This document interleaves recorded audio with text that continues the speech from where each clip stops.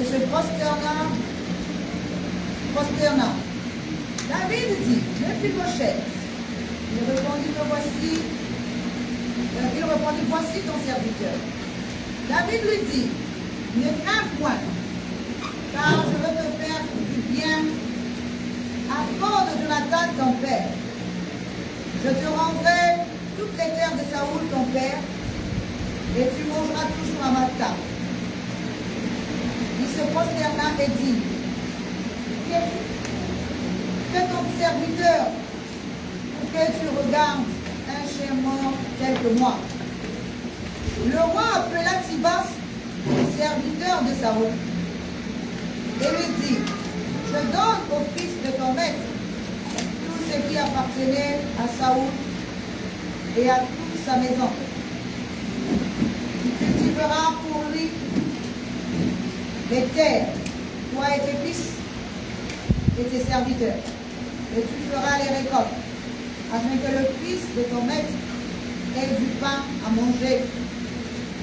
Et ton maître, et Méphibosheth, fils de ton maître, mangera toujours à ma table. Or, Siba avait 15 fils et 20 serviteurs. Alléluia. On va acclamer cette parole.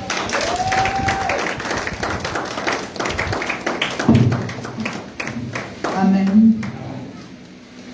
Alors, comme vous le savez, le thème général de ce programme est le règlement par la grâce.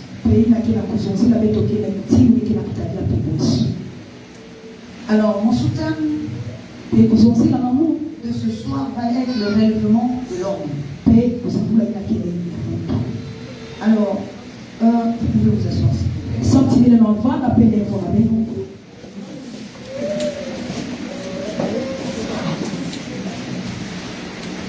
Nous allons parler du relèvement par la grâce de Dieu. Mais nous allons aussi parler du relèvement de l'homme. C'est mon sous-thème. Alors, on ne peut pas parler de relèvement parce que le relèvement vient à la suite d'une chute. Parce qu'on ne peut pas parler de relèvement. Si on parle de relèvement, c'est-à-dire qu'il y a eu déjà d'abord une chute. Et après on relève ce qui était tombé. Mais dans le sens spirituel, parce que vous allez remarquer que je parle beaucoup de choses spirituelles. Dans le sens spirituel, nous allons appeler ça l'accomplissement. Pourquoi l'accomplissement?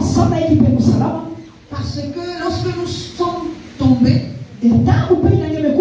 lorsque nous chutons, et lorsque nous nous relevons, spirituellement parlant, ça veut dire que nous accomplissons quelque chose.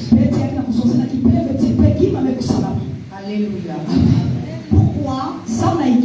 Parce que lorsque nous sommes par terre, il y a des efforts que nous fournissons pour nous relever. Mais dans le cas ici, on nous parle de la grâce de Dieu. Amen. Effectivement, pour se relever, il faut que Dieu nous fasse grâce. Parce que dans tout ce qui nous arrive dans la vie, si Dieu ne nous fait pas grâce, nous ne pourrons pas aussi nous relever. Amen. Alors, je voudrais avancer doucement par rapport au passage que nous avons lu ce soir. Il est dit que David a fait chercher un fils de Jonathan. Mais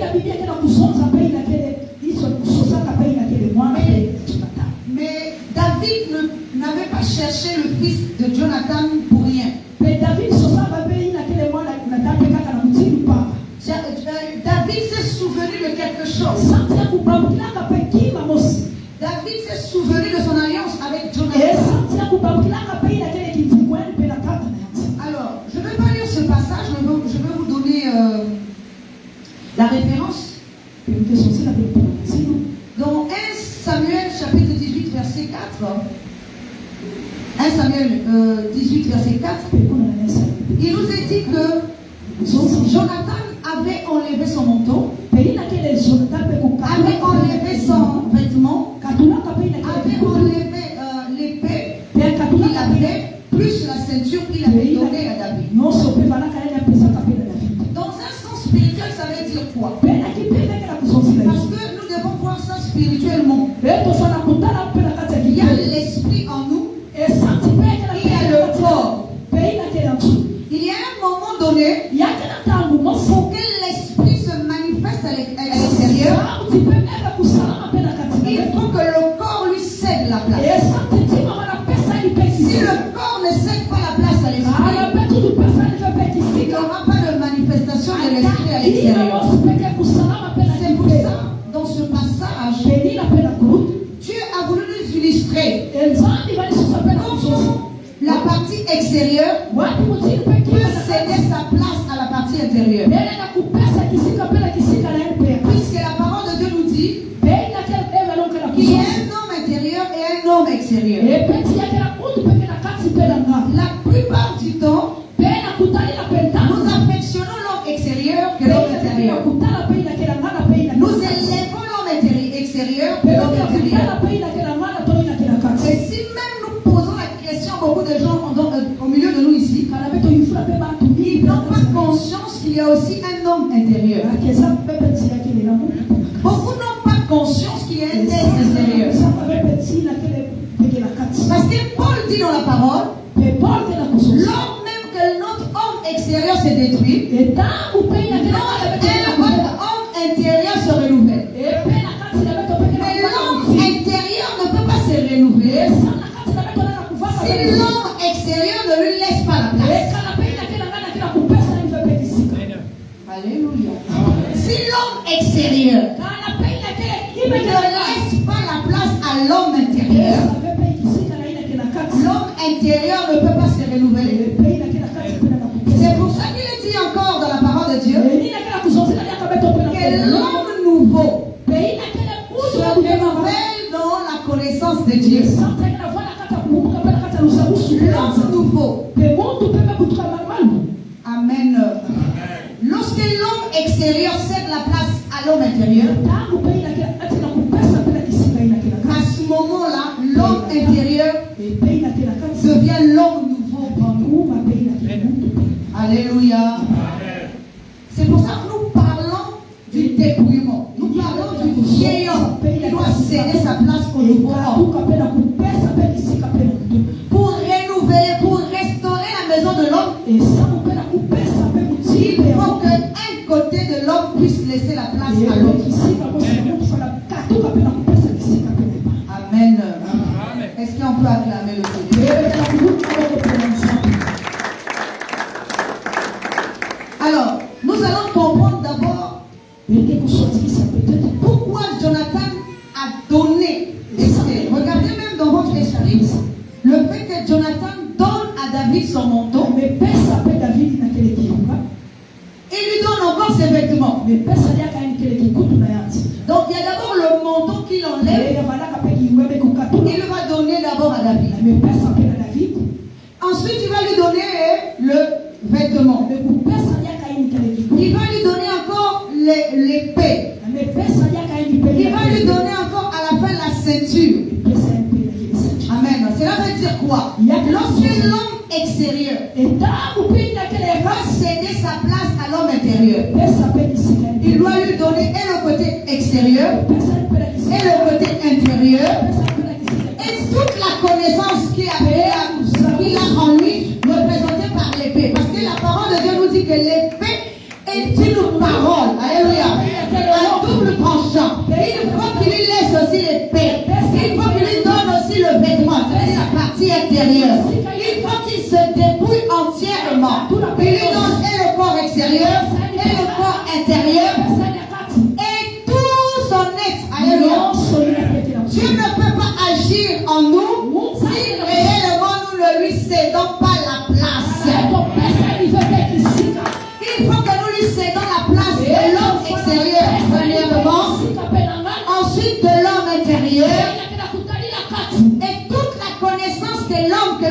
qu'aujourd'hui a.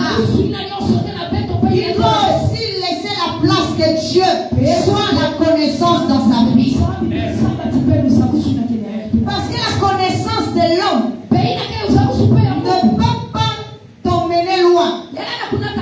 C'est pour ça que la parole de Dieu nous dit, ne te fie pas à l'homme, mais fie-toi à Dieu. La plupart du temps, les gens pensent que lorsqu'on dit ne te fie pas à l'homme, ça veut dire aller expliquer quelque chose qui est à toi. Non. Ne te fie pas à l'homme, ça veut dire quoi? Ça veut dire ne sois pas dans la nature de l'homme, mais demeure dans la nature de Dieu. Parce que tant que tu es dans la nature de l'homme, tu ne voleras jamais. Mais quand tu rentreras dans la nature de Dieu, c'est là que Dieu va t'élever. C'est là que Dieu va te relever. Alléluia. Dieu se souvient toujours de ses promesses et de son alliance avec l'homme. C'est pour ça que dans le cas de David, puisque Jonathan lui a tout donné, alléluia, Jonathan est décédé. Le père de Jonathan est décédé. David est passé roi. Mais un jour, alléluia, David s'est souvenu qu'il y avait eu une alliance avec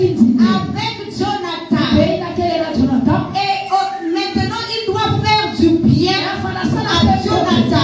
Mais comme Jonathan n'est plus vivant, il faut qu'il retrouve un fils de Jonathan pour lui faire du bien. En faisant du bien à Mephibosheth, il est en train de faire du bien à Jonathan. Il est en train de relever la maison de Saoul. Alléluia. Amen. Donc, vous voyez, lorsque David prend la résolution de chercher un fils de Jonathan, il ne savait pas que ce fils de Jonathan était un infirme. Alléluia. Il ne savait pas que le fils de Jonathan était un infirme. Maintenant, lorsqu'on lui dit que c'est un infirme, il n'a pas hésité un instant de faire venir ce fils-là. Pourquoi? Parce qu'il avait une alliance avec Jonathan. Et l'alliance qu'il avait eue s'exprimait. Alléluia. Cela veut dire quoi? Si tu as une alliance avec Dieu, quel que soit le temps que les choses vont prendre, un jour Dieu va se souvenir de cette alliance-là. Alléluia. Amen. Dieu se souvient de son alliance. Alléluia. Il va se souvenir qu'il a eu une alliance avec toi. Quelle que soit l'épreuve, quelles que soient les difficultés, quel que soit ce que tu es en train de traverser, c'est pour ça dans la vie, si tu veux avoir une relation durable avec Dieu, une relation qui transcende, qui va passer de génération en génération, il faut marcher avec Dieu en ami. Alléluia. Comme Abraham avait marché avec Dieu en ami. Et donc, si quand on a dit à David que le fils de Jonathan était un infirme, il n'a pas hésité un seul instant de le faire venir à cause de son alliance avec Jonathan. Pourtant, il y avait une loi qui disait qu'aucun infirme ne devait rentrer dans la maison de Jonathan et de David, dans la cité de David. Aucun infirme ne devait rentrer dans la cité de David. Amen. Mais Jonathan, en tant qu'infirme, il est rentré dans la maison du roi. Il s'est assis à la table du roi. Et il a mangé avec le roi. Alléluia. Amen. Ça veut dire quoi? Quand tu marches avec le Seigneur, même s'il y a un côté de toi qui est infirme,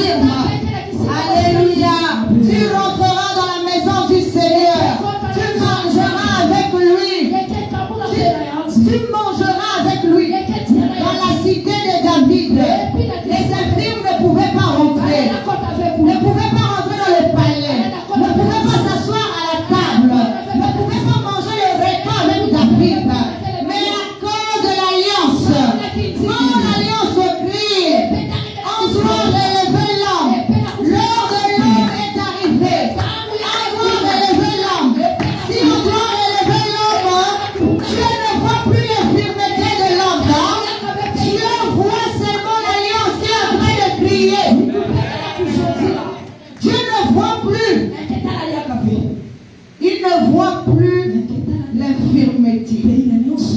Mais il voit l'alliance.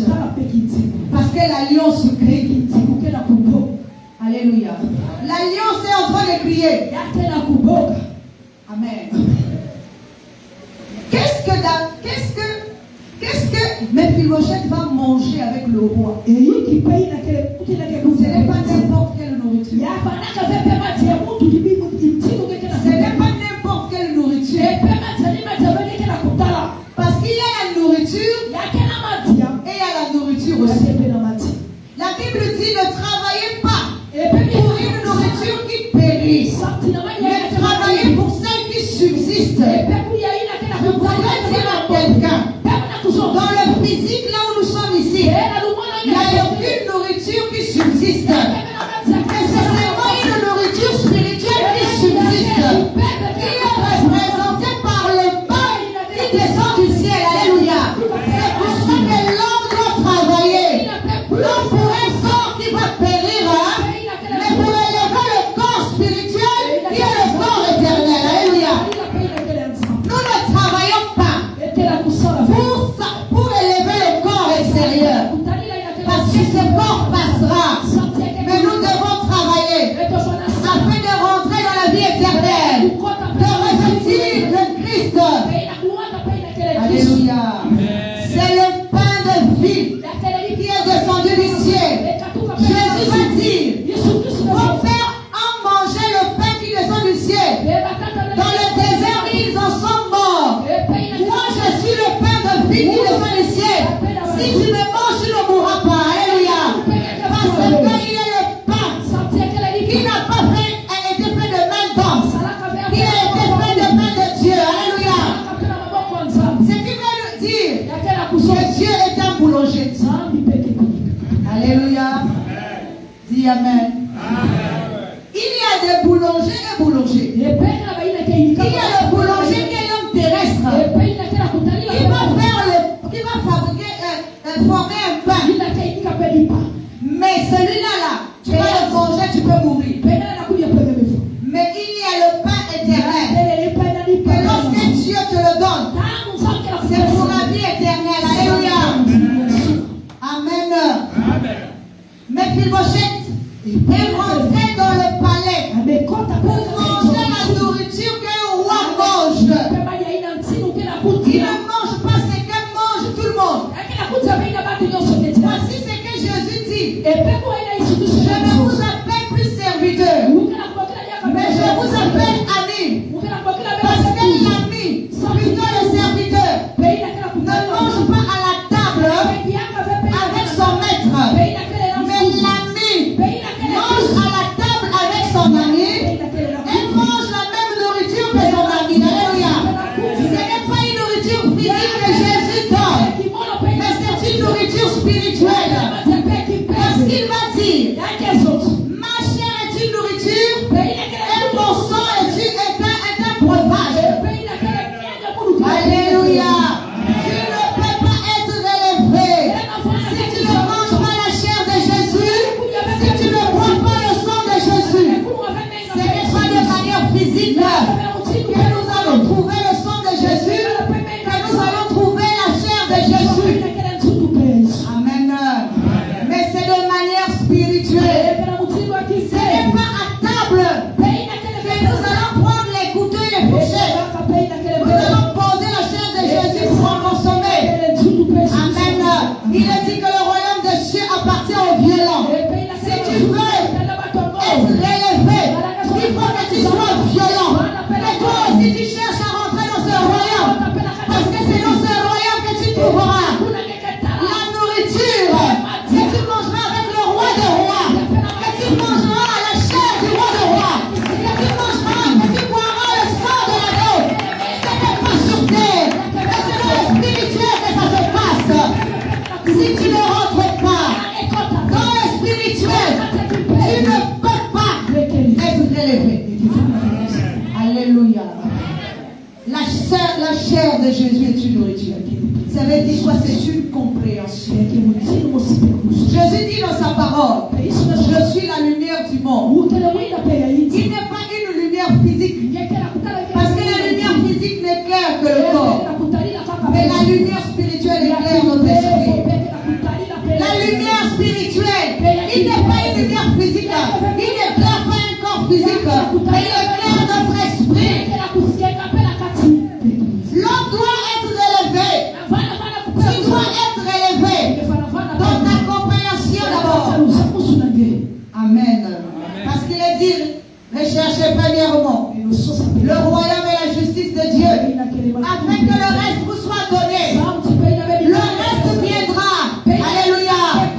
Amen. Est-ce que vous savez que l'homme est béni? Amen. L'homme est béni. L'homme est un Dieu. Alléluia. Il n'est pas un prince quelconque, mais il est un Dieu. Alléluia. Donc s'il est un Dieu, il est fils de Dieu.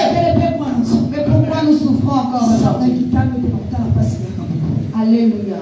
L'homme doit être élevé dans sa maison. Est-ce que vous savez également que Dieu habite dans le corps de l'homme? Il est dit, ne savez-vous pas que vous êtes le temple de Dieu qui habite en vous?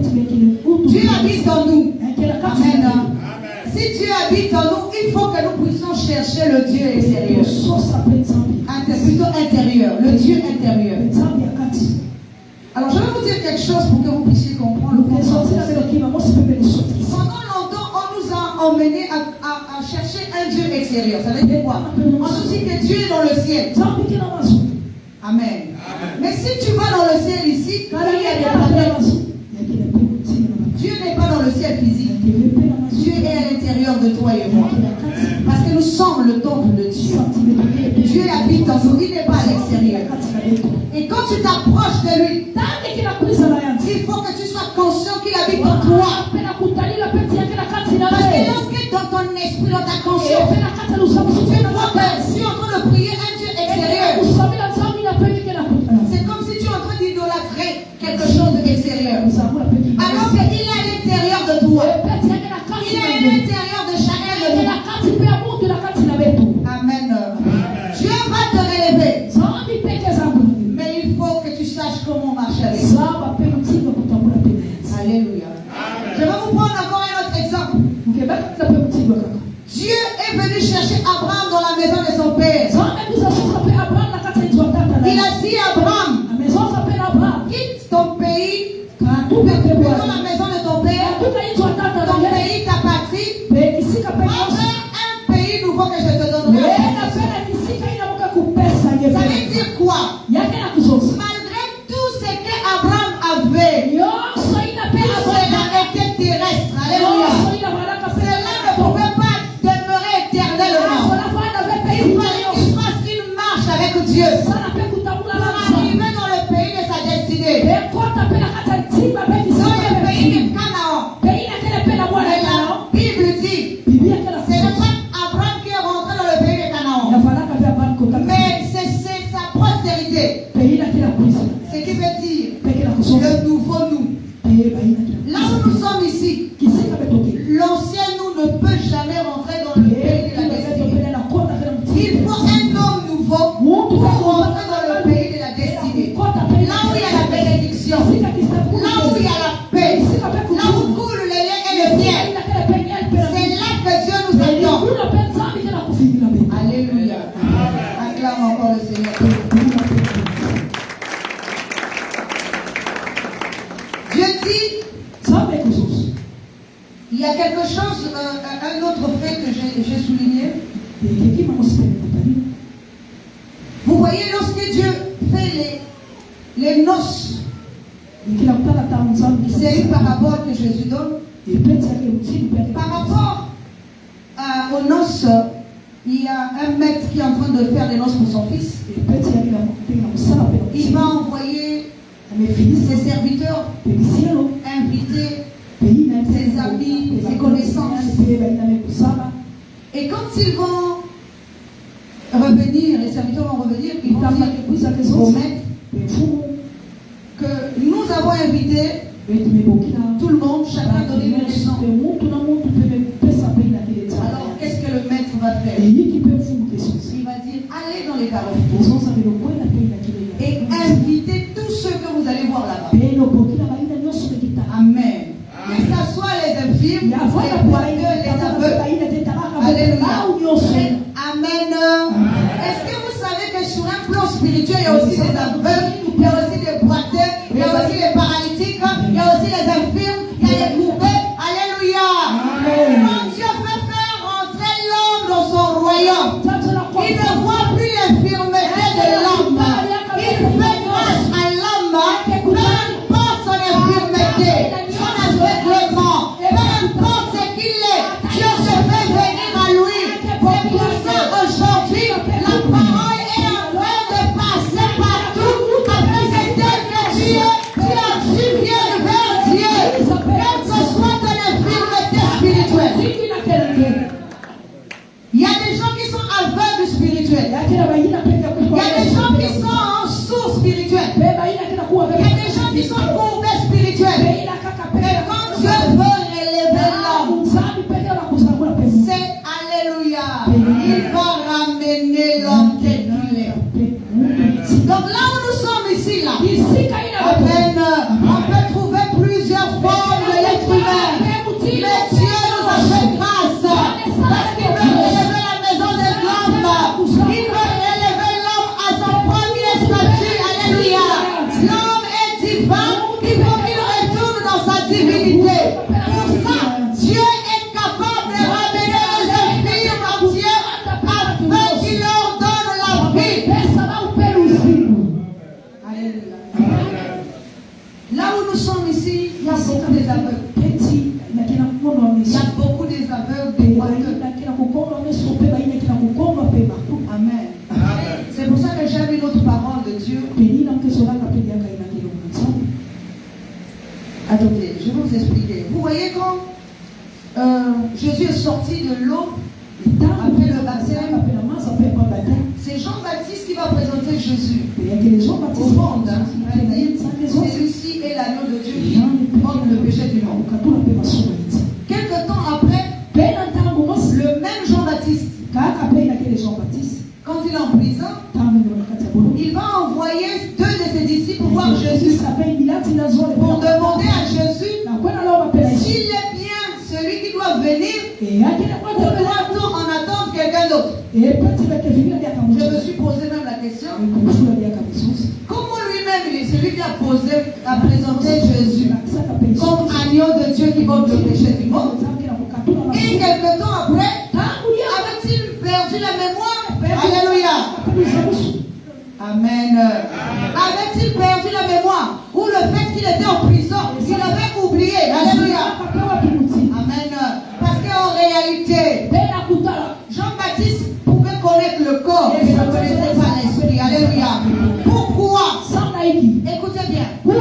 Seul le Christ peut faire les miracles qu'il a fait.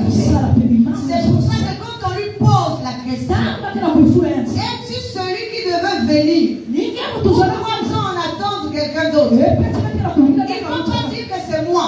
Il va répondre comme ça. Allez lui dire que les aveugles voient, que les sourds entendent, que les boiteux marchent. Alléluia. Que les morts ressuscitent. Alléluia. Alléluia. Pourquoi? Il n'a pas dit que c'est moi. Il a dit, allez-y, juste lui dire ceci. Il comprendra lui-même que c'est moi. Alléluia. Parce que ces signes, c'était les signes qui accompagnaient le Christ. Alléluia. C'était les signes qui accompagnaient le Christ. Ouvrir les yeux aux aveugles, ouvrir les oreilles aux sourds, redresser les infirmes, ressusciter les morts. Alléluia. Amen. Oui. Tout ça, ça veut dire le relèvement de l'homme. C'est pour ça que lorsque nous prêchons pour relever l'homme. Amen. Nous prêchons pour relever l'homme. Par la grâce de Dieu, nous prêchons pour relever l'homme. Celui qui est sourd, spirituellement parlant, va entendre la voix du Seigneur. Amen. Celui qui est aveugle spirituel va voir Dieu. Amen. Celui qui est infirme aussi va se redresser. Ça veut dire quoi? infirme. Lorsque tu ne fais pas la volonté de Dieu, tu es un infirme spirituel. Alléluia. Il faut qu'on te redresse pour que tu rentres dans la volonté de Dieu. Amen. Il faut que... Parce que tu ne peux pas être élevé si tu n'es pas dans la volonté de Dieu. Amen. On ne peut pas marcher avec Dieu. Amen. Si tu ne rentres pas dans sa volonté. Parce que lui t'apporte la guérison de ton âme. Il t'apporte la guérison du corps. Il t'apporte tout ça là. Amen. Je vais encore prendre un autre exemple. Il est dit dans la parole de Dieu qu'il a fait de nous un royaume et des sacrificateurs. Un seul royaume et des sacrificateurs. Parce que beaucoup, dans ce passage, se disent un royaume des sacrificateurs. Non. Dans ce passage, il est écrit un royaume, virgule, des sacrificateurs. C'est-à-dire ce qui veut dire un royaume. Donc nous tous, il a fait de nous un royaume. Un seul corps. Et chacun dans ce corps doit être un sacrificateur. Pas de manière physique, mais spirituellement. Chacun de nous doit devenir un sacrificateur. Ça veut dire doit faire un service. Les pasteurs peuvent prêcher, mais toi-même à l'intérieur de toi, tu dois être un sacrificateur. Parce que ce que tu fais à l'intérieur de toi, même ton pasteur ne viendra pas le faire. Tu dois faire un service pour Dieu. Alléluia. Tu dois faire un service. Dans ce service, il y a quoi? Il y a 4 services à faire. Il y a le service de parfum. Ça veut dire que tu dois dégager un parfum de bonne odeur par ton comportement. Amen. Il faut que ton odeur soit agréable à Dieu. Il est dit que Dieu a créé l'offrande de Jésus comme une offrande de bonne odeur. Pourquoi? Parce que ce corps-là est un corps sans odeur. Alléluia.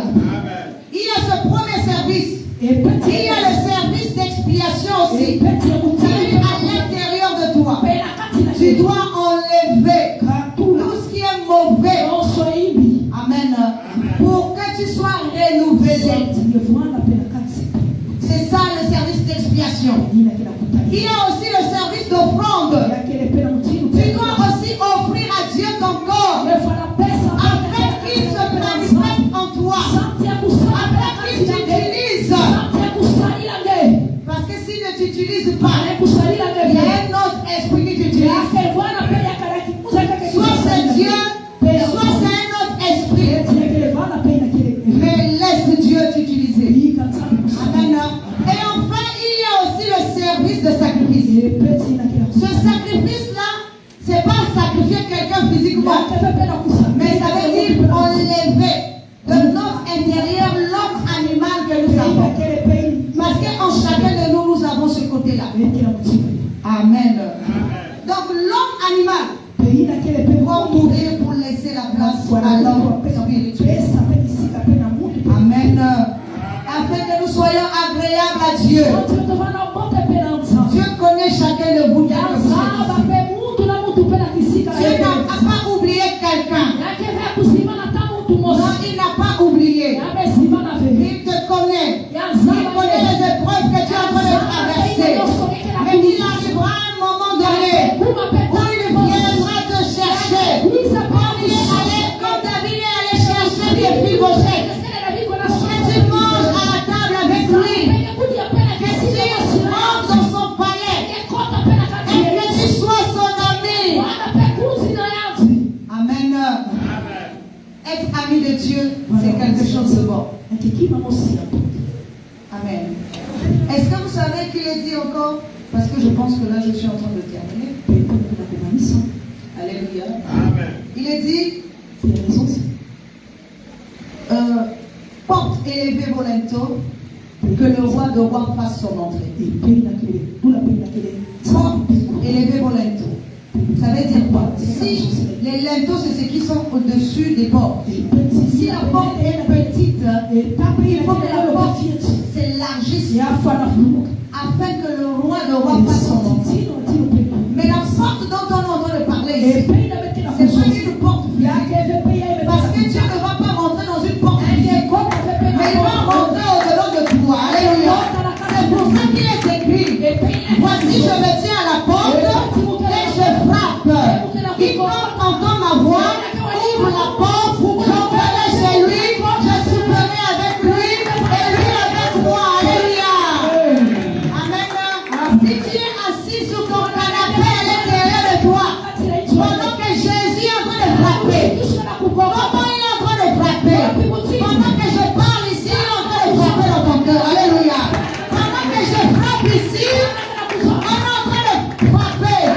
Afin que la porte qui est au-delà de toi, si elle est petite, qu'elle s'élargisse et que le roi de rois fasse son entrée. Et que le roi de rois fasse son entrée. Pour qu'il vienne s'asseoir. Il a dit: je souperai avec lui et lui avec moi. Ça veut dire quoi? C'est lui qui emmène le repas, c'est pas toi. Parce que lui ne vient pas manger ce que tu lui proposes. Mais lui, il t'emmène le repas. Amen. Toi, tu prépares juste la table. Mais lui, quand il dit: je viens et je frappe, voici ce qui est encore écrit: mes brebis entendent ma voix et me suivent. Parce que Amen. Pour que tu sois relevé, il faut que tu entendes la voix du Maître. Alléluia. Lazare était dans le tombeau. Il était tombé. Il était mort. Il n'avait plus de vie. Alléluia. Mais la Bible dit: Amen. Jésus a attendu 4 jours pour venir. Parce qu'il voulait manifester la gloire de Dieu. Et quand il est arrivé, Lazare était fini. Il avait une mauvaise odeur. Amen. Mais quand Jésus a appelé Lazare sort. Alléluia. Lazare qui était dans le tombeau, il a reconnu la voix de son maître. Il ne pouvait pas sortir du tombeau sans avoir entendu la voix de son maître. C'est pour ça quand il a reconnu que celui-là c'est mon maître, il pouvait se lever. Jésus n'est pas rentré dans le tombeau. Alléluia. Mais Jésus l'a appelé à l'extérieur. Il lui a dit: sors. Alléluia. Quand Lazare a entendu la voix du Maître, Lazare s'est levé. Écoutez, il a encore dit que Lazare était bondé. Alléluia. Non seulement il était mort, mais il était encore, on va dire, lié, spirituellement parlant. Il y a des gens dans l'esprit d'ici, ils sont morts, ils sont aussi liés. Alléluia. Amen. Quand tu entends la voix du Seigneur, ça veut dire la voix de l'enseignement. Il faut que l'enseignement puisse sortir de ta mort. Il faut que l'enseignement te sorte de ta mort. Il faut que l'enseignement te sorte de ton sommeil. Il faut que tu te réveilles. Il faut que tu sors de ton tombeau. Et la Bible dit que lorsque Lazare est sorti, ce n'est pas à l'intérieur que Jésus a ordonné qu'on puisse le délier. Mais Jésus, quand il est sorti, ça veut dire qu'il a fourni aussi un effort. C'est pas ça. Nous les chrétiens, nous ne voulons plus fournir les efforts. Nous pensons que la grâce suffit. C'est ça, non? La grâce, donc je n'ai plus de efforts à faire. Non, ce n'est pas vrai. Alléluia. Il a dit que Lazare était dans le tombeau. Quand il a entendu la voix de son maître, il est sorti. Alléluia. Il est sorti. Ça veut dire qu'il a fourni un effort. Pourquoi Jésus n'est pas rentré dans le tombeau? Pourquoi Jésus ne l'a pas délié? Parce qu'il a fourni un effort jusqu'à dehors. Jésus a ordonné.